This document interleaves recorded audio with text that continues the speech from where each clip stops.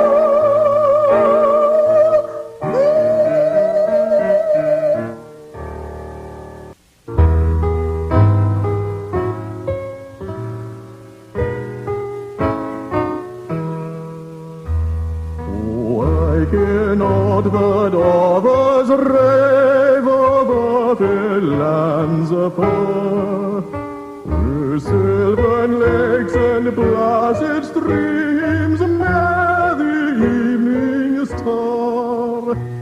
I cannot, though their wealth be great, their scenery be grand, for none so fair as can compare with my own native land.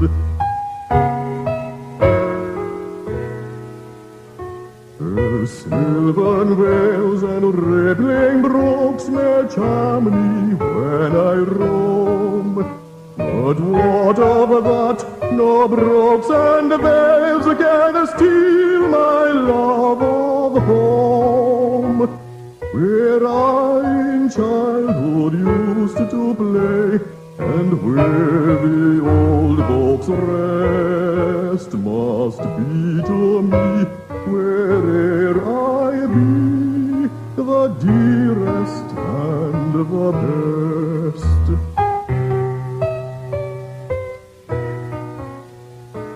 And though I rode the hill and the dale, and brave old Neptune's foam, o'er crags and rocks and mossy dells, I still will turn me home. For when at length I come to die, I want no gilded tomb. Just let me rest within thy breast, where thy sweet flowers bloom, where thy sweet flowers bloom.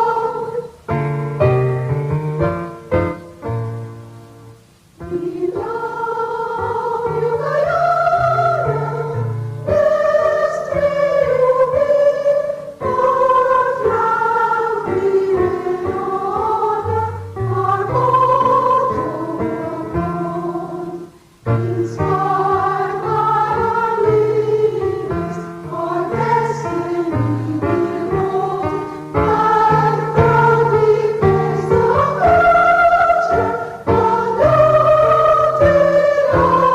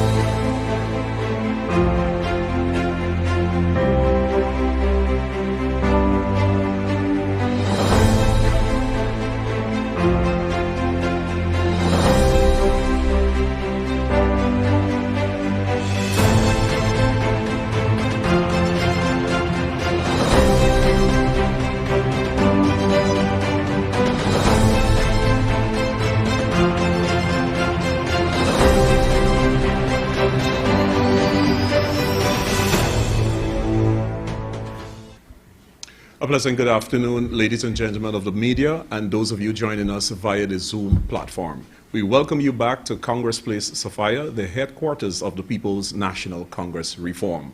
Here now to do the official declarations of the results from the PNCR's 21st Biannual Delegates Congress, I invite the Chief Elections Officer, Mr. Vincent Alexander.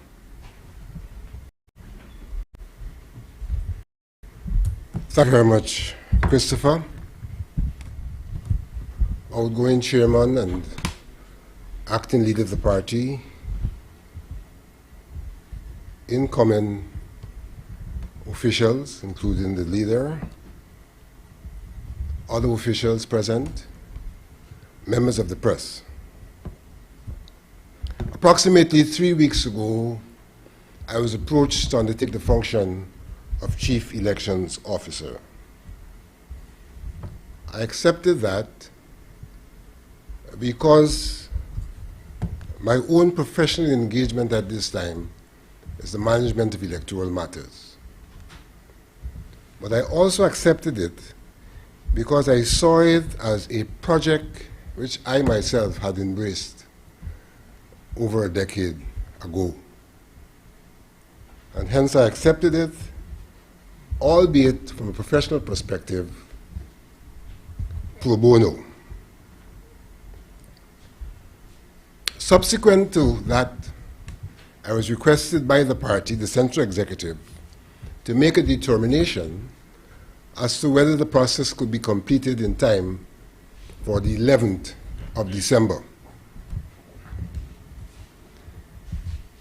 I applied my electoral skills and knowledge to what was before me and determined it could not be completed on the 11th, but that if we worked assiduously, it could be completed on the 18th.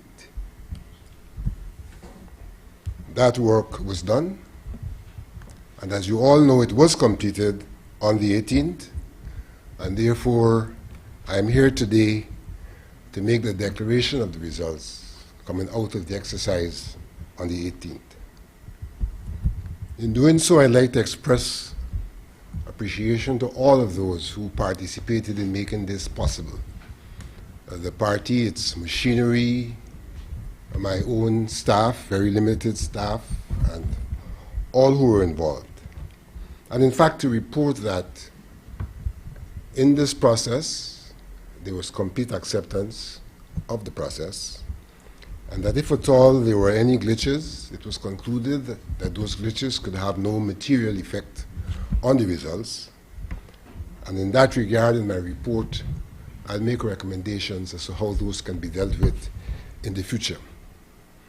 But the extent to which I'm reporting to the party is the extent to which I will not be commenting on such matters. It is for the party with the report to make their determination on such matters.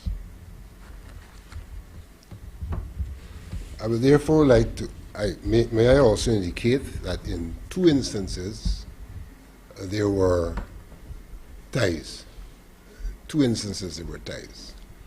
There was a tie for the 15th position on the Central Executive, and I would like to, in that circumstance, to recommend that the party hereafter determine how they will resolve that tie. But given the fact that the Central Executive involved an election for 15 persons, and that by and large the wishes of the membership were expressed in the 14, I would suggest a technical mechanism be used to determine the 15th person. However, in the instance, the second instance of a tie, which is for the vice chairperson, given the import of the office, I'm recommending that a by-election be held to resolve that tie for the position of chairperson, and we are prepared to render our assistance to the party in conducting the by-election. I'd now like to announce the 15 members of the Central Exec who have been elected.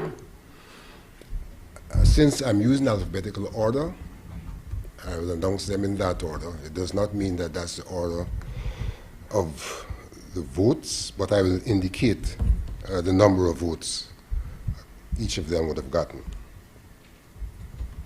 The 15 Central Executive members: Amanza Walton Desir, 350 votes. Annette Ferguson, 272 votes. Christopher Jones, 586 votes. Coretta MacDonald, 317 votes. Don Hastings, 484 votes. Edward Collins, 521 votes. Ganesh Mai Paul, 326 votes. Gary Bess, 618 votes. Geeta Chandan Edmond, 445 votes. Hazel Pyle Lewis, 406 votes. Jermaine Figueroa, 536 votes. Kirk Fraser, 362 votes. Riaz Rupnarain, 289 votes. Samuel Sandy, 351 votes. Troy Garway, 301. And that represents the 14 persons for whom the declaration is being made, given that the 15th position is to be determined because of the tie.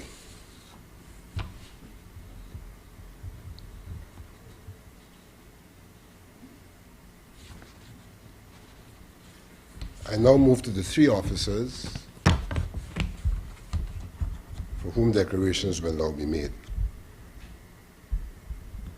The People's National Congress held elections for the position of Treasurer on the 18th day of December 2021, and the following candidates received votes as stated below. Karen Cummins, 203 votes. Ivelaw Henry, 41. Vanessa Kissoon, 83. Derek Lawrence, 67. Elson Lowe, 116. Mohammed Faiz Musalin, 404. Ubraj Narain, 144. Clayton Newman, 15. Daniel Siram, 303. More votes were cast in favor of Mohammed Fiaz Musalin than in favor of any other candidate. I do hereby declare that Mohammed Fiaz Musalin has been duly elected Treasurer of the People's National Congress Reform.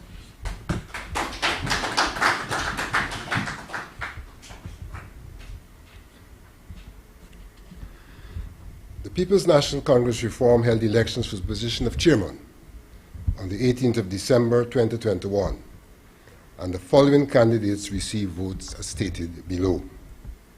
Gary Bess, 156. Simona Brooms, 13. Rosdale Ford, 256. Dawn Hastings, 5. Sherwin Holder, 407. Christopher Jones, 51. Aubrey Norton, 55. Sharma Solomon, 36. Amanza Walton Desir, 217. Mervyn Williams, 4. More votes were cast in favor of Mr. Sherwin Holder than in favor of any other candidate. I do hereby declare that Mr. Sherwin Holder has been duly elected Chairman of the People's National Congress Reform.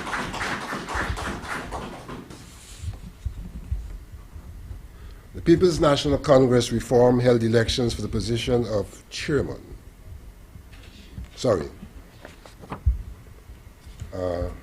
As I said, I will not be making a declaration for the Vice Chair because of the tie, and so having declared the Treasurer and the Chairperson, I now will make the final, ultimate declaration.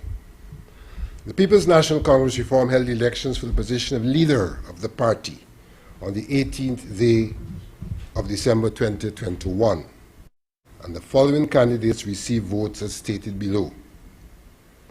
Joseph Harmon, 245. Aubrey Norton, 967. Richard Van West Charles, 64. More votes were cast in favor of Mr. Aubrey Norton than in favor of any other candidate. I do hereby declare Mr. Aubrey Norton has been elected leader of the People's National Congress.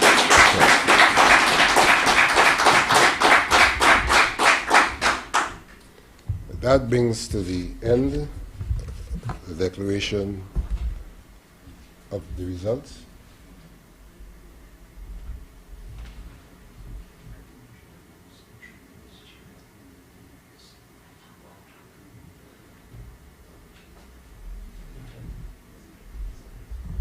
That brings to the end of the declaration of results.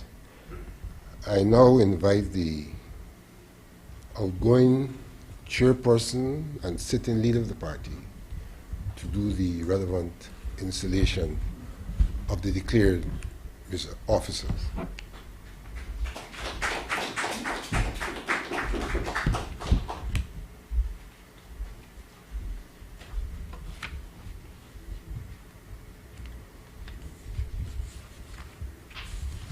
Good morning, ladies and gentlemen.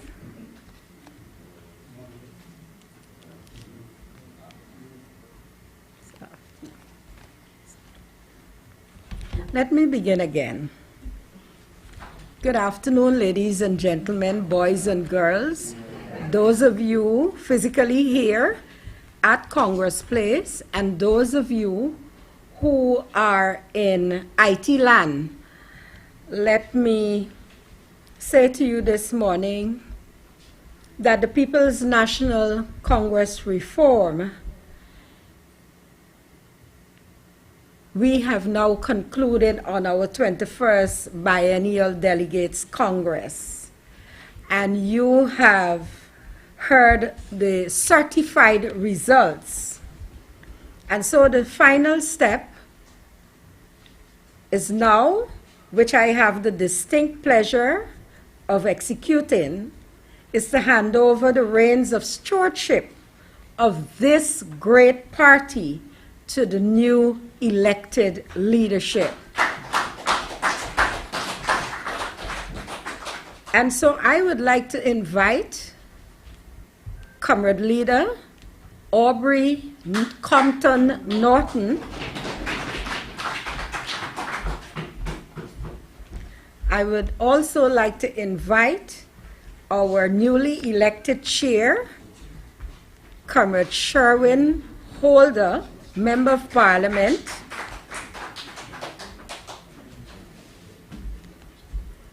I would like to invite our newly elected treasurer, Comrade Fiaz Merceline. and I will take the distinct pleasure in inviting those 3 persons who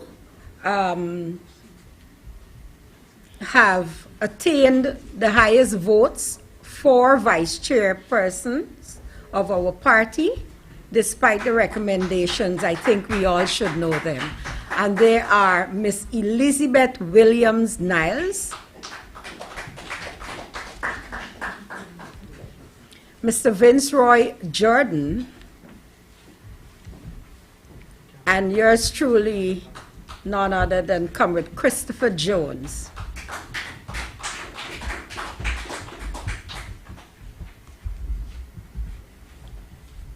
Thank you. As you take the instrument of leadership of this mighty PNCR, I wish that you be reminded to remain within the 4 walls of the party's constitution. I speak of the party's objectives, its principles, and conventions. Importantly also is to listen and respond to the voices of our people, not only our supporters, but that of the nation at large. Comrades and friends, the party wishes to thank all of you for the roles you have played in the execution of our party's Congress. I am personally thankful to the elections officials led by Mr. Vincent Alexander, who discharged their mandate with efficacy and the greatest professionalism. Thank you, Comrade Alexander and team. And to you, our comrades, I salute each and every one of you who by your actions have made this historic, virtual, and decentralized Congress a tremendous success. It shall be forever enshrined in the history of our party and that of our beautiful country, Guyana. Allow me at this time to turn to my leader, chairman, treasurer, and those persons who has been chosen for the position of vice chairmanship, and to say congratulations, and to let you know that Valda Lawrence, as a member of this great party, is proud to be of service under your command. Congratulations. I also wish to take time out to congratulate all those new persons who have been elected to our central executive. Comrade Amanda Walton Desir, Comrade Gita Chandan, Comrade Reyes Rupnarain, and so many others as we've heard from the chief election officers. Congratulations to you and welcome to the leadership of this great party. Let me wish all of you an awesome Christmas and a Christ-filled New Year. God bless you all.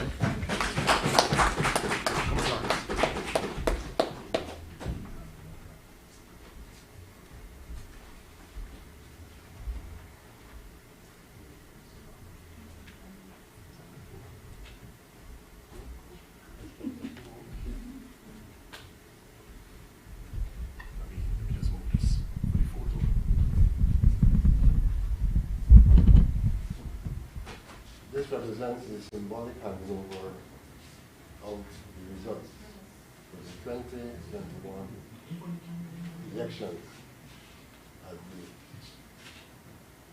the annual biennial Congress of the People's National Congress. Thank you.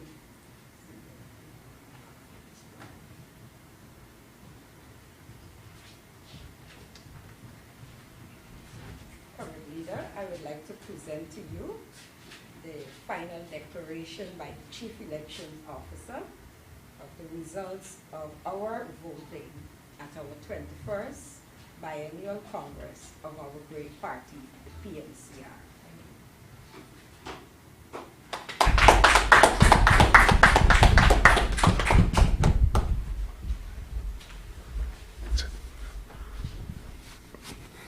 Ladies and gentlemen of the media, I now invite the elected leader of the People's National Congress Reform, Comrade Aubrey C. Norton, for his statement.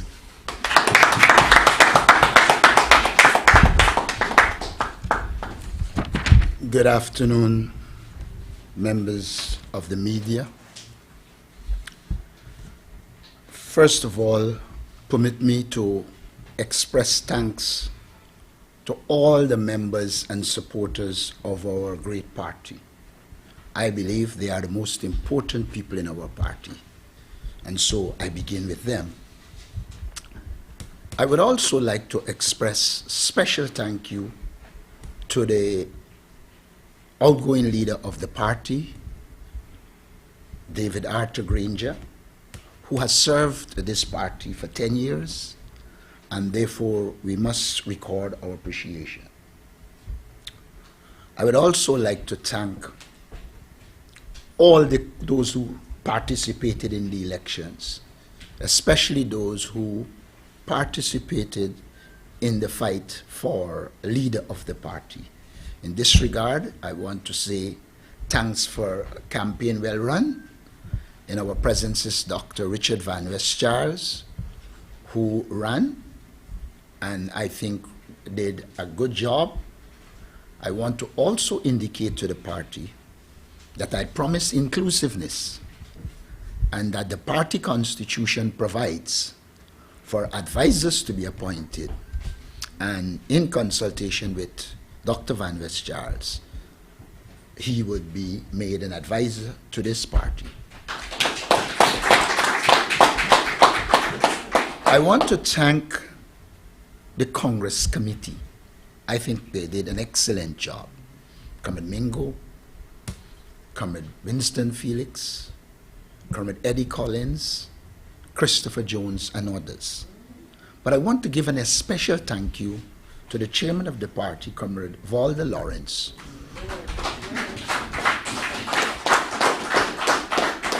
who managed excellently a period I would call the period of uncertainty. You surely brought certainty to it and give direction.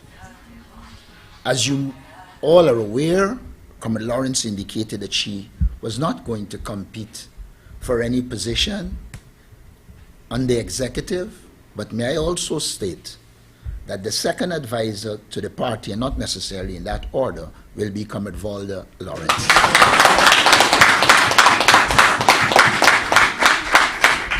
I want to say a special thank you to our Chief Elections Officer, Vincent Alexander.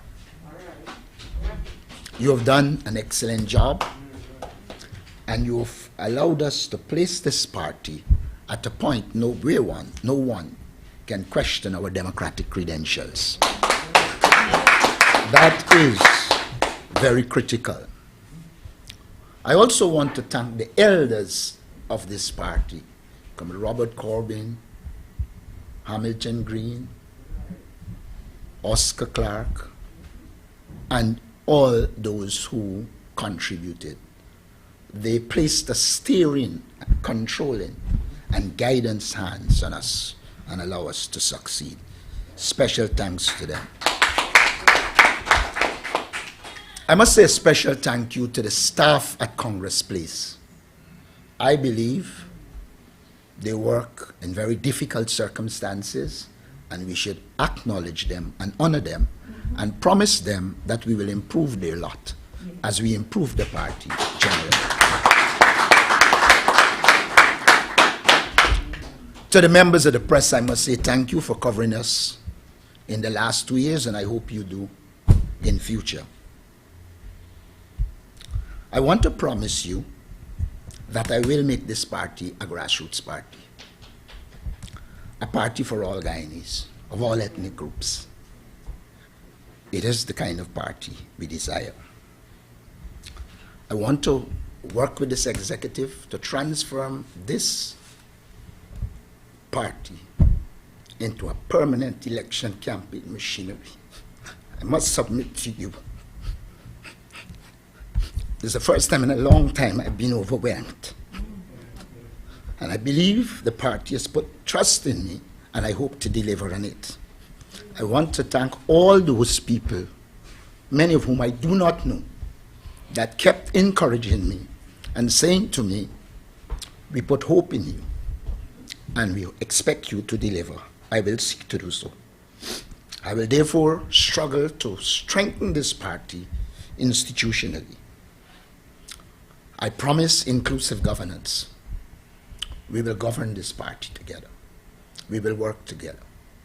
I do not want to hear in our party that somebody was against Norton and so that person is excluded. This is our party, the elections are over, and we must move forward.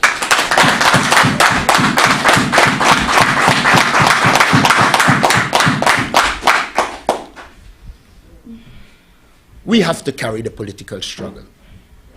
Our first struggle will be for a new voters list. We cannot go to an election without a new voters list.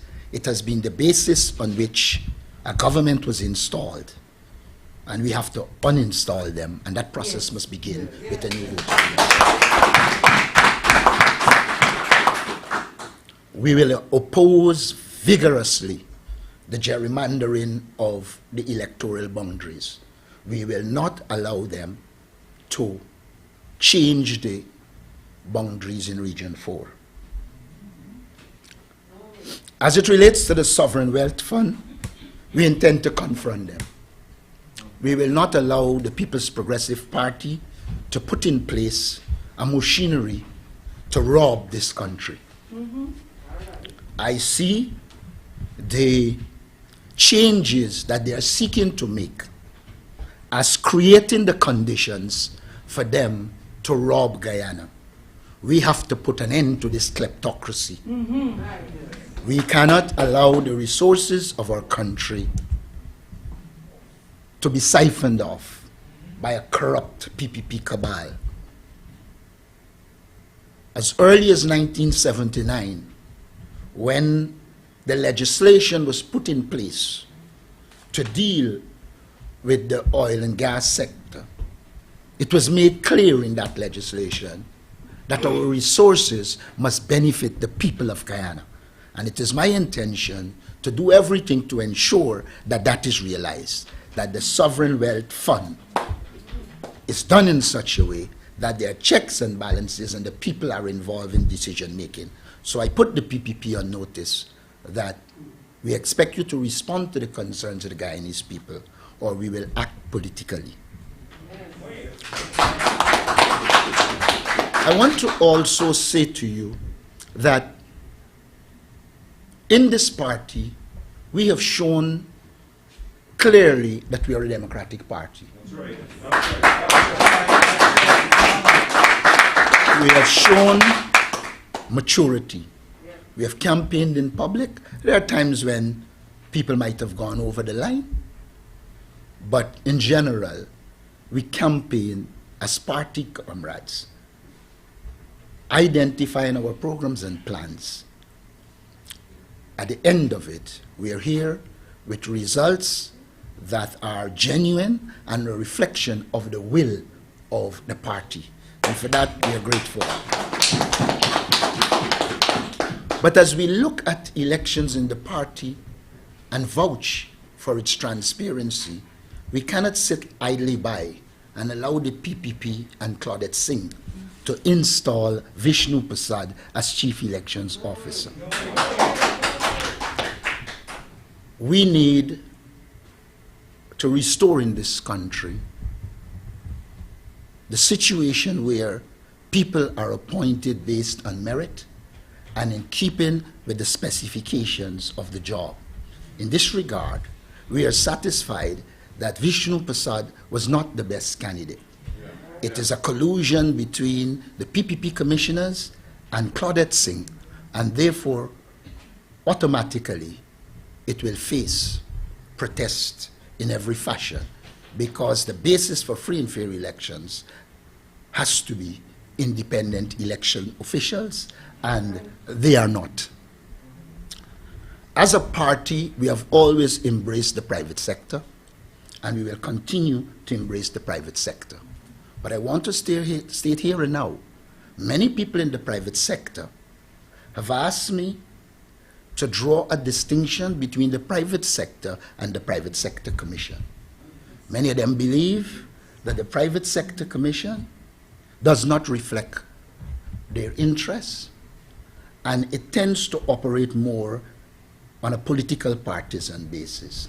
As a party, we will struggle for a private sector that is genuinely a private sector and not a commission that reflects narrow interests. And I want it to be made clear, we are not anti-private sector. In fact, we believe the private sector should act as civil society, independent, pursuing the interests of the private sector. We conclude a lot of times the commission doesn't do that, and therefore we need to have in place a private sector that reflects all ethnicities in this country and all businesses. It is therefore clear that our work is cut out. We intend to do the work on the ground. We intend to be underground. We intend to be in every village so we can feel the pulse, because we are elected to represent the people. And we will. Our task is to represent the people, and we will represent the people. I want to close by saying to you all, thank you, have a Merry Christmas, and long before the New Year, we shall begin our work. And then on the New Year, I wish to wish you a happy and prosperous New Year's. I want to finally congratulate all those who work with me personally and with the team to ensure that we succeed. Notice I said succeed. I don't want to use the word victory, because when you say victory, on the other side, they tend to be victims. There are no victims here. We are all party comrades who competed in keeping with our constitution, and we will move forward as one party with one objective, strengthening the party. The second objective, bringing the PPP to book so that the injustices are dealt with. And the third objective, to ensure we remove them and become the government of Guyana. Thank you.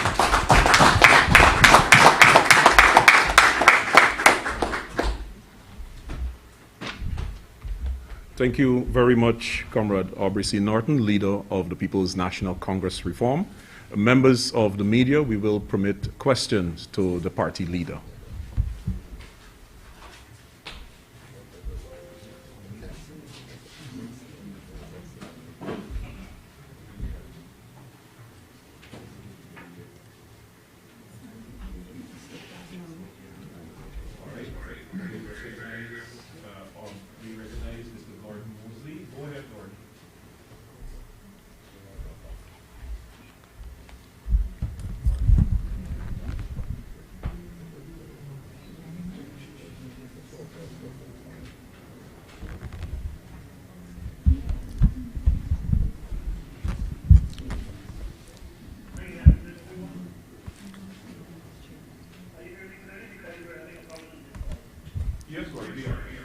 You hear?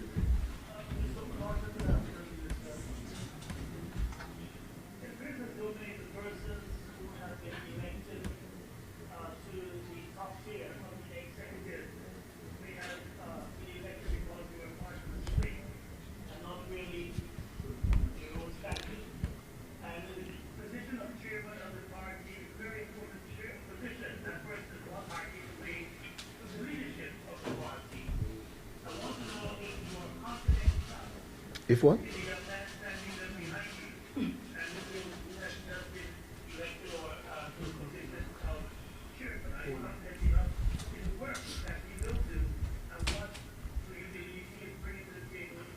I'm not, I can't hear the question.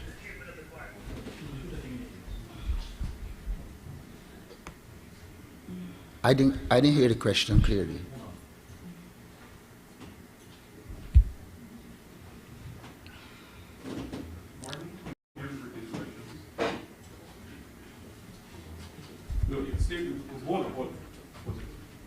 By me not putting him is.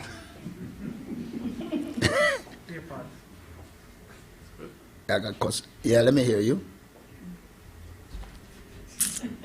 Bring the one. Switch, no, switch. This is better. That's it. All right. Yes, let me hear you now. Yes, I'm hearing you now, much better. I'm getting the morning voice. Yeah. Yes. Mm.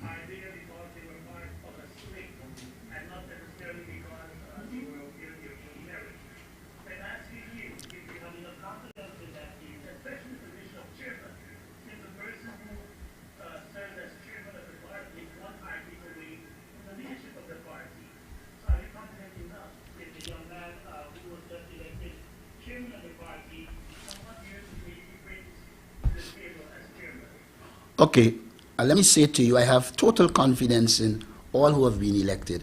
And I don't believe that they were elected, they're not, they said they're not hearing me.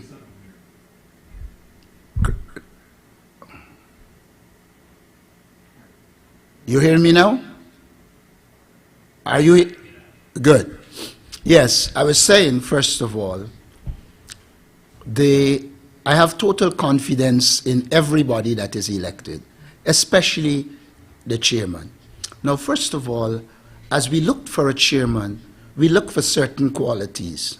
One, we look for his ability to do political work on the ground. And for those of you who follow, you will know that he has been in the forefront of representing people in Region 2 and across this country. Secondly, we look for professional competence. He is an engineer by profession, and I think he graduated with a distinction, and therefore one cannot question his academic credentials. The third thing I want to say is that he knows the party, he sat in the party, he sat in the executive, he was there seeing the experience of Comrade Valda Lawrence chairing the central executive, and he knows what to do in that regard.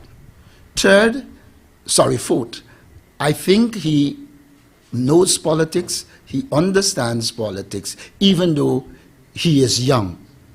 And I think the fact that he is young is an advantage, because more than 50% of the voting population is youth. And therefore, we have a chairman that can relate to that group. And so I have absolute confidence. And I always wonder why people question young people the minute they see them elected or appointed. I see youth as a resource to develop. And this will provide him the opportunity to develop and improve his political and other skills. I have absolute confidence in him. But you know, most importantly, it is not solely me who have to have confidence in him. It's the peoples in the People's National Congress Reform. And the people in the National Congress Reform voted overwhelmingly for him to become chairman. So all I would say, I think we made a choice that the people like. May I close on this part by saying that he went in individually and campaigned, and he was the person who impressed people rather than being part of a team.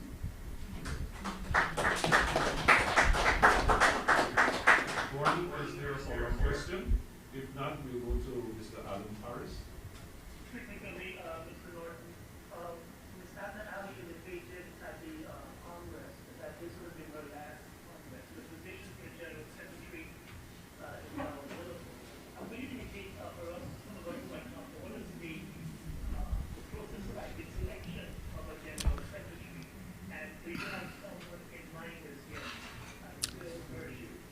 First of all, I do have someone in mind. The General Secretary position will be filled, but what I don't want to do is to say or declare the person at this point. We will have more discussions with the Central Executive, and we will deal with the issue.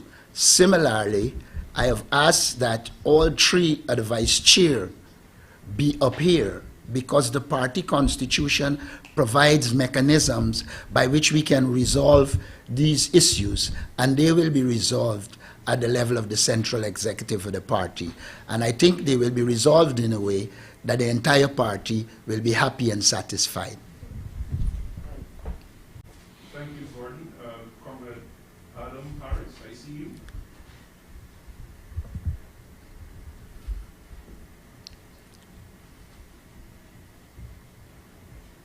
Adam, your microphone is unmuted. Yes, I can hear you. And the voice is distinct. Thank you. Congratulations on your election. There were some candidates with whom you competed, sir. Yeah. And each of these candidates were prominent in the party, sir. What role can we expect to see them play in the future? Well, I've already said what I will do in this regard. I will have discussions with these candidates, and there will be a role for them in the People's National Congress reform once they agree. I've said that I've already begun to talk to Comrade Van West Charles, and I intend to speak with Comrade Harmon, and we will work the way forward. The only thing I can promise you is that anyone who wants to contribute to this party will be allowed to do so, whether they competed against me or not. I believe the time has come when we take elections in the true sense of it. We compete for office, but then we work together after. Yeah. One of the things that people have not, members of the PDP have been saying is that they expect radical behavior on the majority. How would you react to such a statement so soon after the election in your party? It sounds asinine to me. Let me say this to you. I intend to stand up for our people. I intend to represent our people. And I will not allow the PPP to bully me or our people. If you look at my history, you will see I have worked with all ethnic groups in this society. As a lecturer at the University of Guyana, no one could have accused me of being biased. But the PPP is so steep in their divisiveness that it is the only thing they see. Because they discriminate against us, because they are unjust to other ethnic groups, because they are unjust to Indo and indigenous people who support another political party, they try to reflect themselves in every other person. I want to say to the PPP, keep looking in the mirror, don't look outside.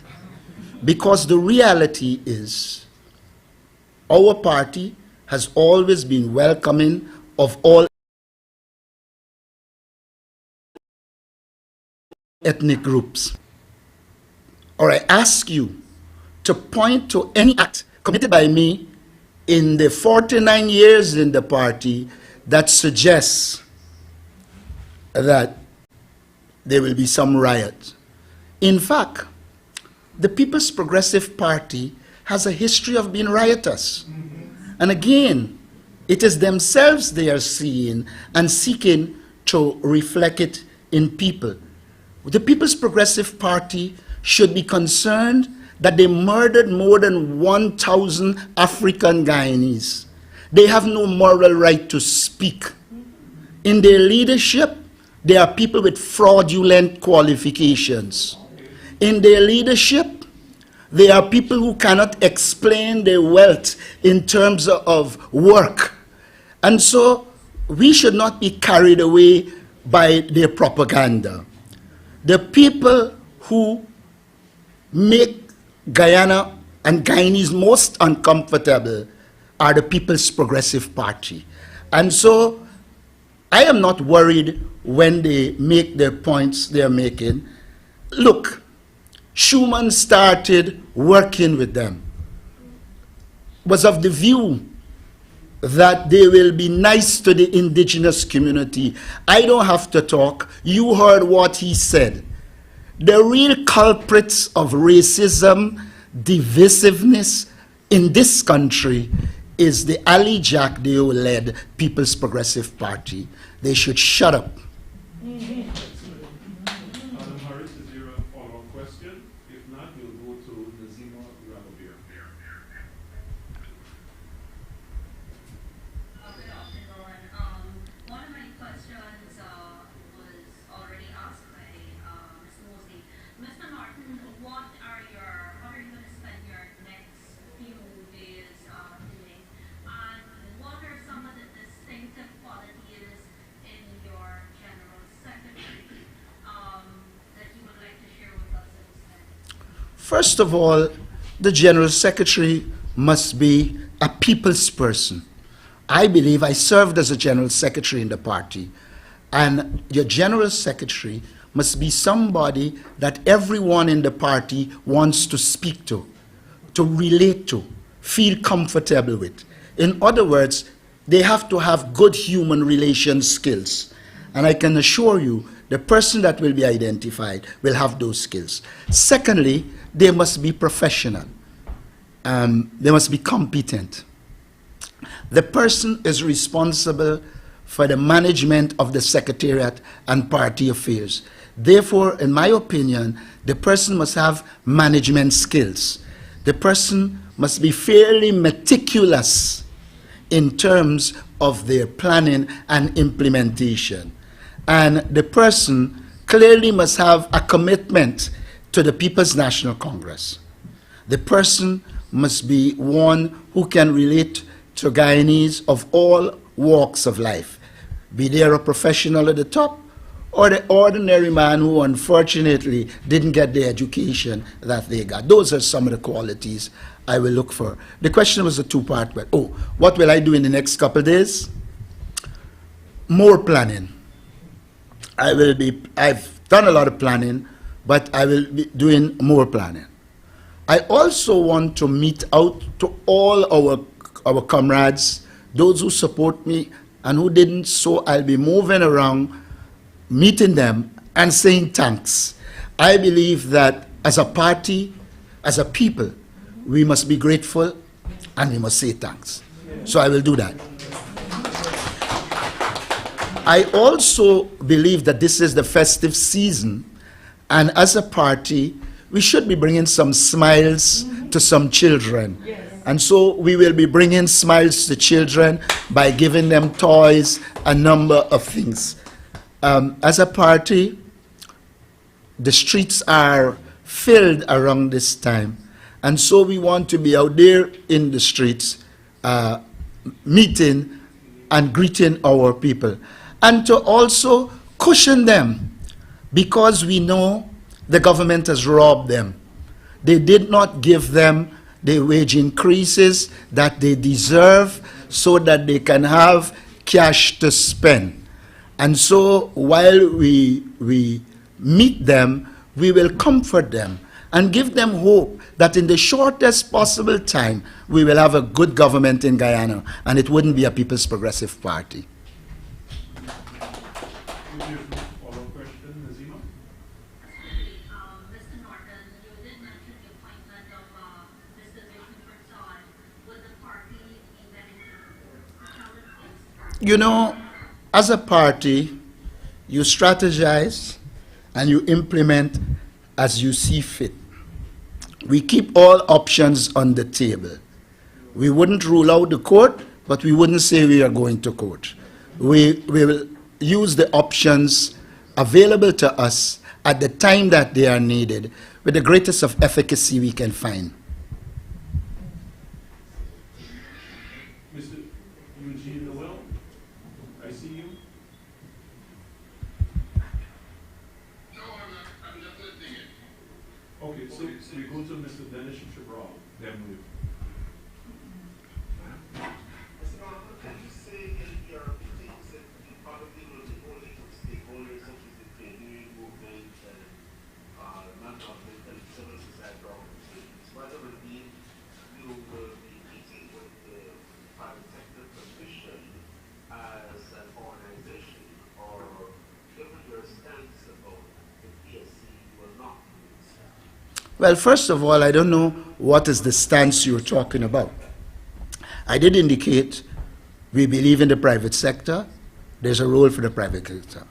I believe I will meet with the PSC, but when I meet with the PSC, we will discuss the situation and see where we go from there. I believe a political party should be in contact with all civil society.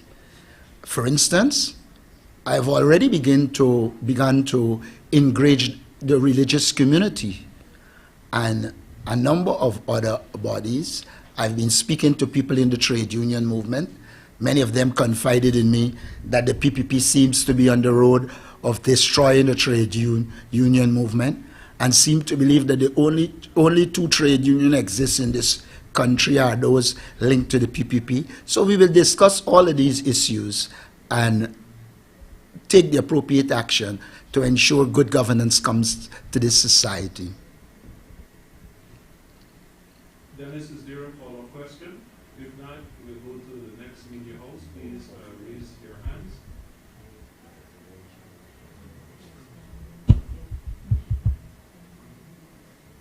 I recognize Mr. Adam Harris.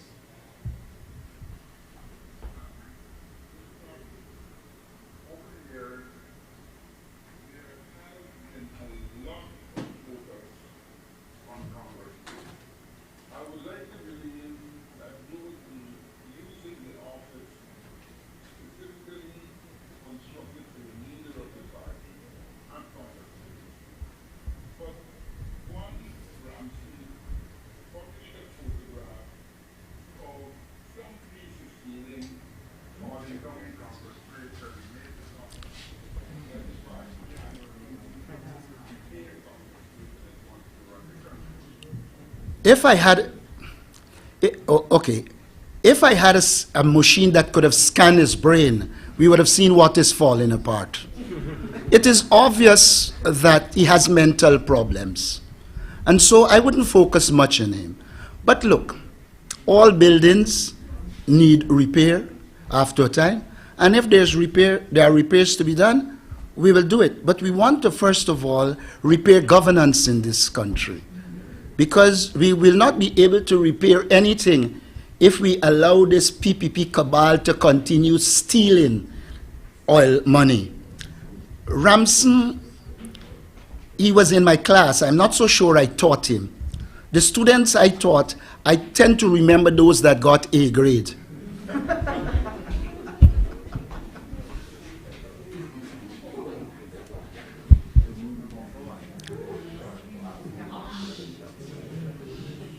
Mr. Harris, is there a follow-up question? Oh, Dennis Chabral, I see you. Mr. Norman, could you get more specific about it? What exactly are the changes you would like to see in natural resources funded legislation? What are those specific changes? All right, first of all, I promise that these issues will be discussed thoroughly with the central executive of the party before I make the policy pronouncements. We will do that with urgency, and then an expert team from us will deal with it. I do not want to go in the direction of specifying. It will be my personal opinion. And I promise that this party will be run in a way in which we listen to the views of all, and then we make clear policy positions. You will know the policies in future. Dennis, is there a follow-up question? If not, we'll go back to Adam Harris. And may I say, Dennis, I do remember you from my class. Well, I didn't say that.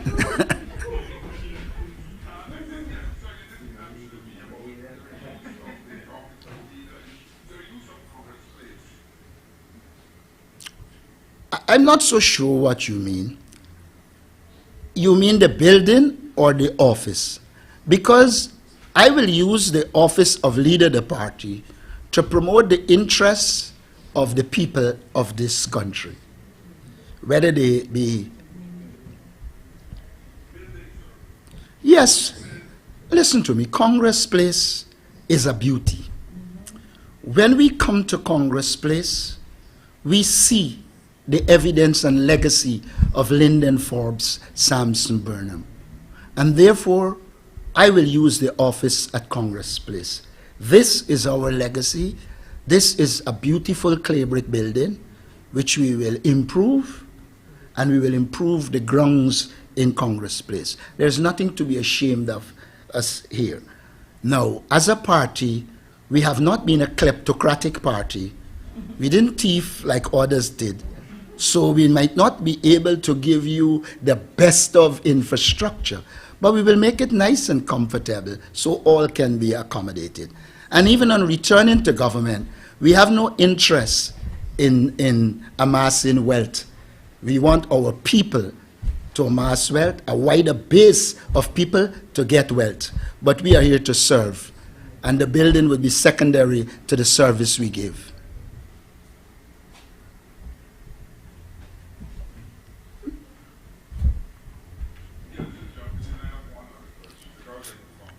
Feel free. It used to be a hive of activity, sir. As leader, will you mandate that members of your executive and other party members stay around the top to meet with members of the public? Because I can tell you, people have been walked in and they have been saying that they have nowhere to go, no place where they can speak to resolve or try to resolve their issues. This is the Congress Place once more becoming a hive of activity for those people. I recall being a general secretary of this party, and Congress Place used to be a hive of activities. It will return. But I want to say this. The focus wouldn't be so much on people coming to Congress Place, though people must come. The focus will be on us going out to meet our people and to work with them. If you stay in Congress Place, you can never ever understand when somebody says to you in letter, I have difficulties contacting our comrades in Anai. And so we'll be on the ground, we'll be in the field, where we will get the real information and deal with it. In fact, information has already started to come from those communities about some of the things, some of the egregious crimes the PPP committing in those areas. Thank you very much. Yes, somebody said good afternoon. Good afternoon. This is William Hall from Maryland, USA. Congratulations on your newly elected position.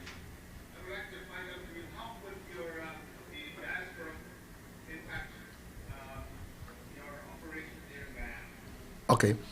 First of all, we hold the diaspora dearly. It is the intention to find a suitable person to put as head of the diaspora desk, who will relate to the diaspora and be the face of engagement outside of the party leadership with the diaspora. That's the first thing. Secondly, we intend to go meet our people in the diaspora and work out with them a memorandum of understanding as to how we relate to each other and how we become mutually supportive, how we can support them and how they can support us. We also believe that the diaspora can play a critical role in our foreign policy position. in terms of accessing congressmen, senators, etc. And in that regard, we will engage them. We also intend to protect our people in the diaspora. And that is why we will fight vigorously against the Ali regime attempting trumped-up charges against Rickford Burke. We want the PPP to understand that these are Guyanese in the diaspora. They are entitled to their views. They are entitled to support who they want to support. And we will not allow them to use the elements in the police force. Note, I'm not saying the whole police force. The elements in the police force to become repressive and prevent our people from coming home. What the PPP did in Rickford Burke's case is really and truly, they recognize they can't defeat him in the media. And so what they're doing, they are creating conditions propitious to their supporters harming him. We want to warn them against that. Politics, you should be involved, you should be able to act, but no political party or government has the right to subliminally or directly incite violence against our people. And so we will engage with the diaspora. We'll be very protective of the diaspora. Whether they're supportive of the PNCR or not, we will be protective of them, because we believe this regime believes in instilling fear. When they are at home, they use the Guyana police force or elements in it to harass our supporters. Now they have developed a new wing. They have gone out of their jurisdiction into other jurisdictions to be repressive. We are seeing the repression that they are bringing in terms of the use of the internet.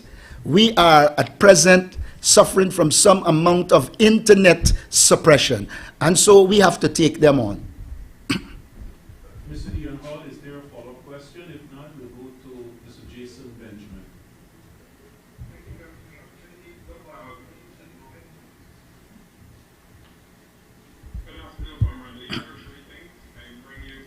Good afternoon.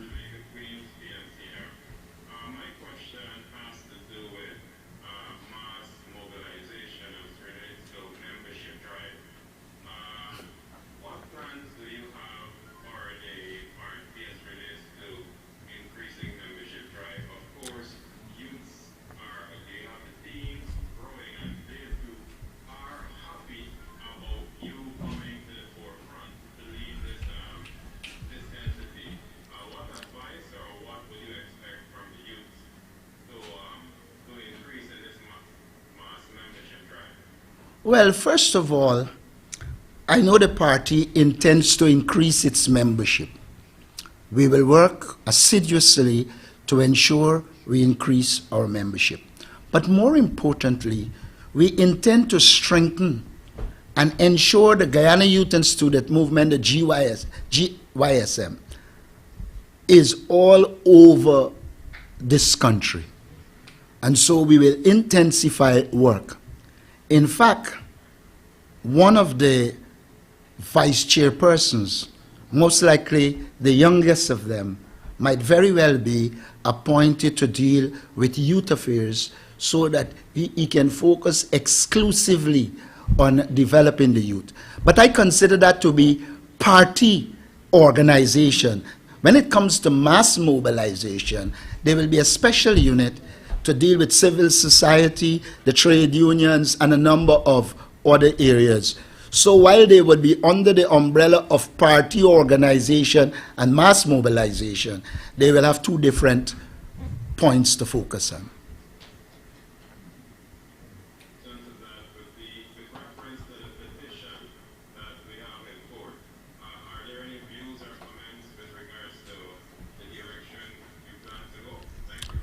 Well, I don't know that any direction I can plan to go. The petition is in process. This party is not a party that will change something because it was done by the previous. There'll be continuity. We have begun the petition. The petition is to deal essentially with the illegalities that were carried out by the PPP in the last election process. It is our sincere hope that the law will take its course and that the fraud that was discovered and shown in the public domain will get traction in the court, and very early we can have a resolution and there'll be new elections. But I say this to you, while we pursue the elections petition, the solution lies in new elections with a proper voters list. Because the reality is, the present government does not have a mandate. They were partly installed by the Trump administration and partly by illegalities. When you sum them up, they could only be illegal. We go back to the media four, then Mr. Broad, I recognize you.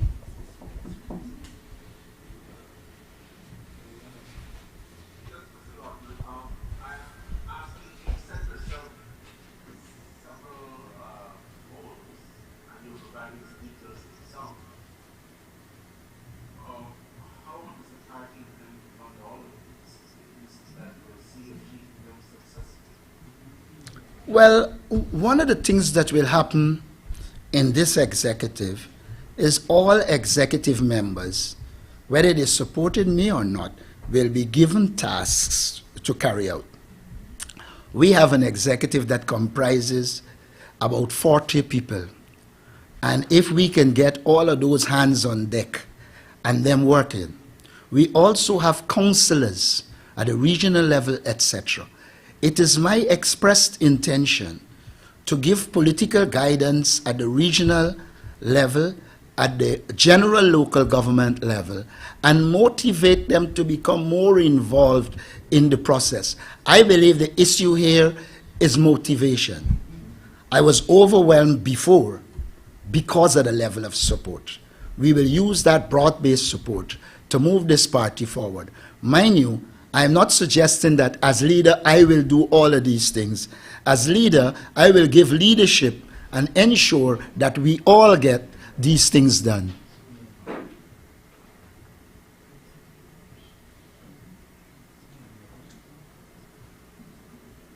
In which lawmakers had been asked to basically contribute a small percentage of the earnings towards the party fund. Look, those are decisions for the party. But if you ask me what is my view, I believe leadership must motivate party comrades to the point where they want to contribute. I don't necessarily want to go down a mandatory road. But if the party executive decides that, I will acquiesce to their requests. But for me, we need to influence our people, motivate them, and cause them to want to contribute. I don't believe in leadership that is rests purely on force and authority. I believe leadership that is premised on influence.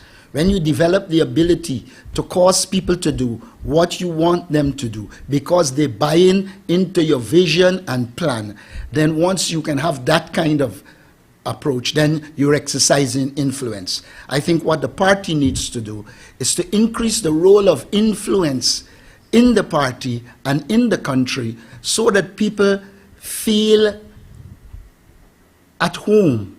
You know, when we were in government, this society was relaxed. People felt secured. We have returned to tension. We have returned to crime. And all of those things might be force-related or oriented. I would like to see us work on influence. I hope the people who follow me because they believe I have the right policies, the right approach, rather than taking the PPP's approach of bribing people into support and submission. When you bribe and you use force, you don't necessarily have motivated people. You have people following who are willing to jump off at the first opportunity. I believe a man convinced against his will is of the same opinion still. I prefer to have people convinced by their own will.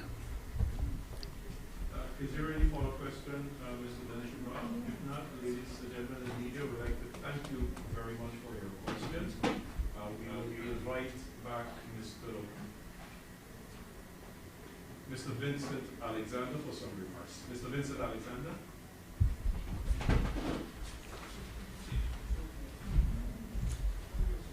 Thank you very much. I just want to correct one act of omission. In the declaration of the results, I did indicate the votes attributed to the persons who vied for vice chair. In that regard, Ms. Elizabeth Williams-Niles unassailably is the person who was elected to one of those positions. And therefore, we should disengage her from the others whose fate will be determined by the Central Executive, and she should be duly installed as a vice chairman of the party. Forgive me for my error. All right, ladies and gentlemen of the media, members of the North American region of the PNC, viewers on Facebook and YouTube, we'd like to thank you very much for viewing the final 21st Biannual Delegates Congress update from the headquarters of the People's National Congress Reform. On behalf of all of us, including the new leader of the party, Comrade Aubrey C. Norton, we thank you very much for viewing this program. We'll leave you with just some video clips of today's proceedings. Thank you very much.